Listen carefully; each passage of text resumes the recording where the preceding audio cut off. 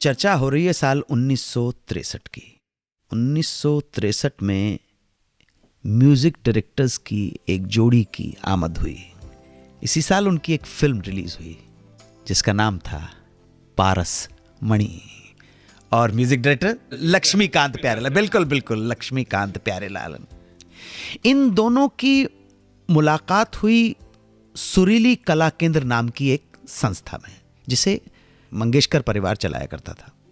लता जी के दर्शन हुए, लता जी से इंटरेक्शन हुआ, और लता जी को यह भी पता पड़ा कि लक्ष्मीकांत कुडालकर और प्यारेलाल शर्मा के अंदर कितनी महान कला छुपी हुई है। लता जी को पता पड़ गया कि ये एक्स्ट्रा ऑर्डिनरी टैलेंटेड बच्चे हैं। लता मंगेशकर ने प्रोत्साहन दिया। दोनों अच्छे म्यूजिशियन भी थे, आप समझे नहीं। म्यूजिक डायरेक्टर तो बाद में बने हैं। एक मैंडोलिन बजाया करते थे, एक वायलिन बजाया करते थे।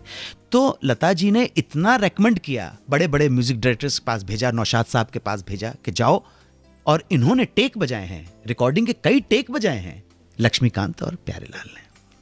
उन लोगों के साथ दूसरे जी बोली शायद असिस्ट भी किया ना कल्याण जी। जी कल्याण जी आनंद जी को असिस्ट किया है, दोनों ने असिस्ट किया है, बिल्कुल असिस्ट किया है।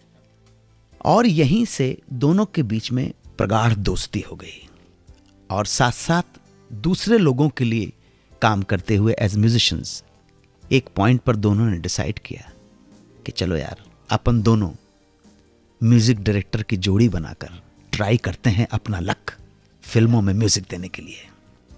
आप ध्यान रखें कि सब लोगों के साथ, बड़े बड़े म्यूजिक डायरेक्टर के साथ काम करते हुए एज म्यूजिशियन उनकी जान पहचान बहुत सारे सिंगर से हो चुकी थी, जैसे अपन सबकी हो जाती है जान पहचान।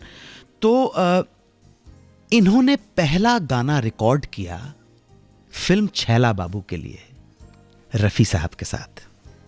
रफ़ी साहब ने मान लिया कि ये दोनों बच्चे जो नए म्यूजिक डायरेक्टर्स की जोड़ी है, और बहुत डरते हुए इन दोनों ने रफ़ी साहब को नजराना पेश किया 1000 रुपए का।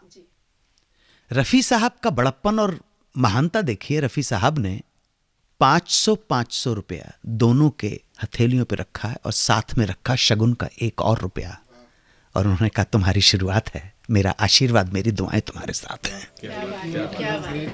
आप देखिएगा, वरना नए म्यूजिक डायरेक्टर की इतनी हिम्मत नहीं हो सकती थी कि महान मोहम्मद रफ़ी को कहे कि मैं, जबकि मुझे पूरा यकीन है उस जमाने में रफ़ी साहब 10 गुना ज्यादा प्राइज लिया करते होंगे।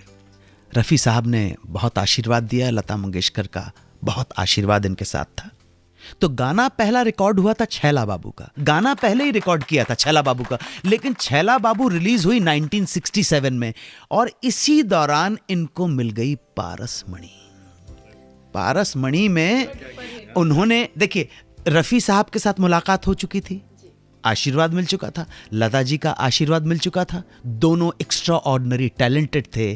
पारस मणि मिली, उसके बाद एलपी ने पीछे मुड़ के कभी नहीं देखा। और आपने कहा ना कि क्या क्या गाने बनते थे। आज की मौसीकी की ये महफिल अब अंजाम को पहुंचना चाहती है। 1963 साल की चर्चा की बहुत सारी फिल्में रिलीज हुई। मैं आपको बताना चाहता हूं कि हमारा देश दुनिया की सबसे ज़्यादा फिल्में बनाने वाला देश है। कम से कम इसमें हम गर्व आगे हैं। जनसंख्या में आगे हैं और फिल्में बनाने में आगे हैं। बेशक ईमानदारी और अनुशासन में हम बहुत पीछे हों, लेकिन फिल्में हम बहुत बनाते हैं।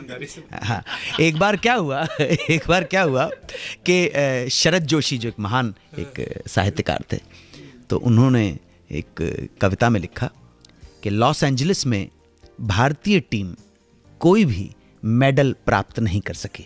भारतीय खिलाड़ी भागे, गिरे, घुटने छिल गए, लेकिन कोई मेडल नहीं मिला। तो मैं ऐसे लोगों को जो भारत को क्रिटिसाइज करते हैं, भारत की निंदा करते हैं कि भारत को कोई भी मेडल नहीं मिला लॉस एंजलिस के ओलंपिक्स में, उनको बताना चाहूंगा, हम लालची नहीं हैं जो सोने चांदी के टुकड़ों के पीछे भागे। हम लालची नहीं हैं कि सोने चांदी के मेडल के टुकड़ों के पीछे भागे। हाँ, अगर आत्मा की दौड़ होती तो हम हिंदुस्तानी जरूर अव्वल नंबर पर रहते। 1963 का लेखा जोखा थोड़ी देर में। 92.7 बिग FM पर सुनते रहिए सुहाना सफर विद अनु कपूर।